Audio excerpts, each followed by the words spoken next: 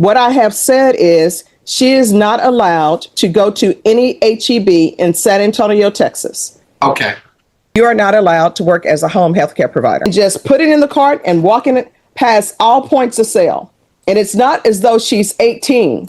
And if she were 18, it would still be wrong. I would have to quit my job, right? Unless you have an employer who's willing to write a letter and say that they're aware of your criminal history. Have you all reached an agreement, or is this going to jury trial? Your Honor, we have an agreement, Your Honor. I believe it's, hey, could you repeat the agreement for the court? Put it on the record, please.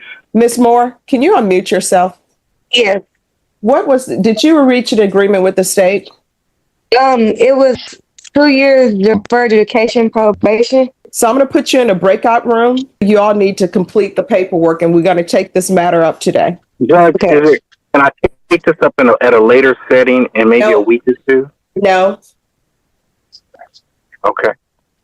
And the reason why, it has been very difficult to have people appear in court when they're supposed to appear in court. Then when I give people a Zoom link, what ends up happening is people are still not on time.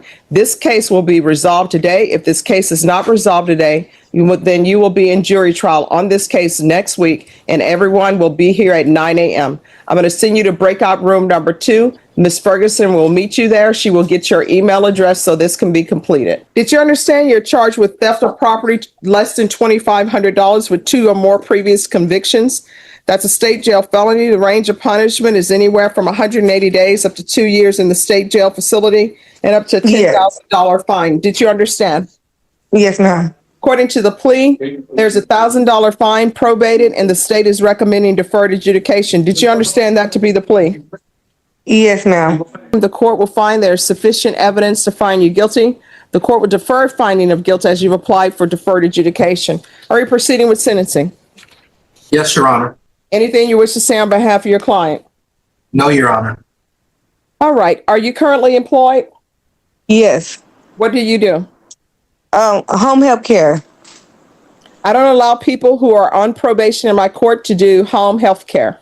The only way you're allowed to continue employment as a home health care provider, if 1, your employer sends the probation a letter stating they are aware of your criminal history, and number 2, people that you're providing care for, their families send letters stating that they're aware of your current status with these previous convictions. Okay. Do you have any minor children? No. Well, yeah, I have kids. I have 2 daughters. And what are their ages? 16 and 11. The remaining 100 hours will be completed once she completes the anti-theft course. Yes, sir? I thought the agreement called for no contact with the HEB where she was arrested, which is in San Antonio. She lives in Austin. That's not a part of the agreement. That's outside the agreement. So no contact with all HEBs are outside of the agreement. That's what you're saying? No, what I'm telling you is you didn't agree to a specific. The only thing that you've agreed to is that she has a $1,000 fine that is probated and that I give her deferred adjudication. Everything else is outside your agreement. You cannot bind the court to those agreements. What I have said is she is not allowed to go to any HEB in San Antonio, Texas. Okay. Okay. All right. And then I have a quick question. So I would have to quit my job, right? Unless you have an employer who's willing to write a letter and say that they're aware of your criminal history and list these items as a part of your criminal history, and that they have no concerns about that, their family member is aware of that, and they send a letter as well. Okay, so the people that I work with, we could talk about this after. Okay. But Judge, I'm clear. I will communicate with her how we can satisfy your requirement. All right. And where is she asking that her probation be transferred to? Is it Travis County, Your Honor? Court will sentence you to 3 years deferred adjudication. Sorry, I thought it was 2. I thought it was 2. All right. So let me explain something to everybody. Number 1, you do not get to determine what the length of probation is. That is solely in the court's discretion. You all can make recommendations to the court, but anything that's below this line on this piece of paperwork, that is not a part of your plea agreement. And it actually states, note, the parties are not allowed to make binding agreements regarding the length of community supervision or the terms and conditions of community supervision, which are totally dependent upon the court's discretion.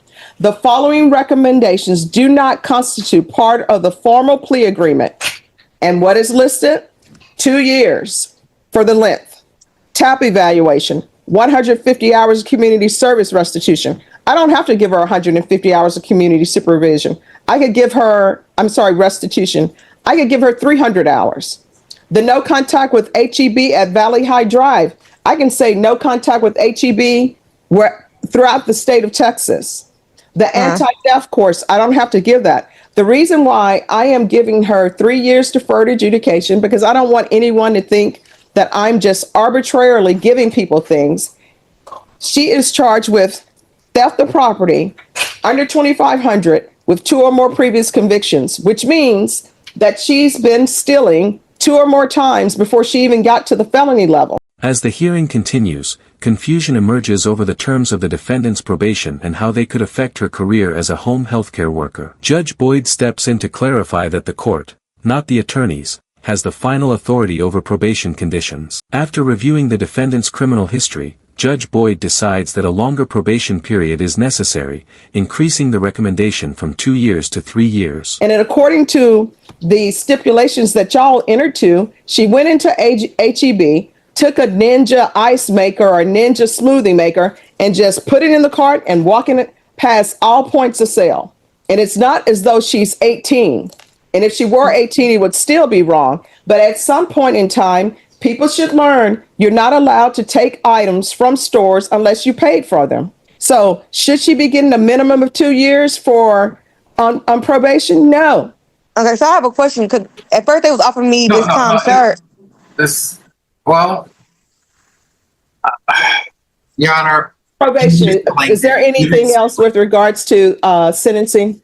No, Your Honor. We're going to do the deferred probation because it prevents her from being a Now convicted I'm felon. asking probation. Probation. Are you requesting or recommending anything else? All right. Is there anything else you need from the court to be successful in this probation? No, Your Honor. Well, I'm going to send you to the breakout room, and probation will go over conditions with you. Your Honor, am I excused?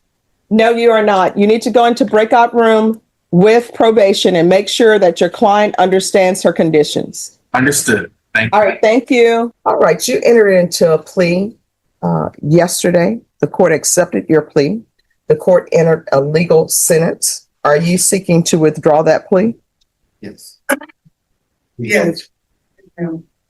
The state is asking that you be sentenced under 1244, that your punishment be assessed at 21 days in the Bexar County Jail, and there be a $1,000 fine. The court will follow your plea bargain agreement. The court will find you guilty. The court will sentence you to 21 days in the Bexar County Jail. There's a $1,000 fine. Is there anything else with regards to sentencing? All right, we can go off the record. Here's the thing. Now that you have a felony conviction, you are not going to be allowed to work in any field that requires you to have a license. Your home health care provider, whoever you work for, they're supposed to run a background check. They're going to see that you have a felony conviction, and they're supposed to proceed accordingly.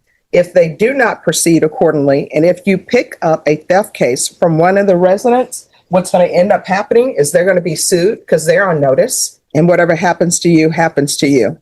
You cannot go through life building your happiness off somebody else's misery. How old are you?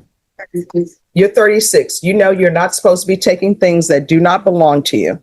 And for an adult person to go into HEB, taking a Ninja smoothie machine that somebody tells me they're, a hot item, that item is in the misdemeanor territory range. Like if there's the only theft you had, you would have been in misdemeanor court. The reason why you're in felony court for that theft is because you've committed theft 2 times before.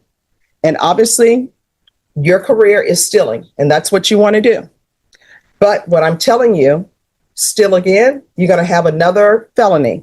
that healthcare provider thing, you should not be working there.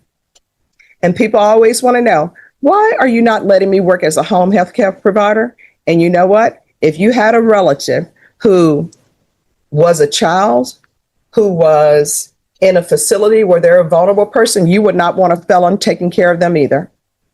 Home healthcare providers, for some reason, these companies have just decided to, we don't hire anybody, we'll pay them $9 or whatever they're paying.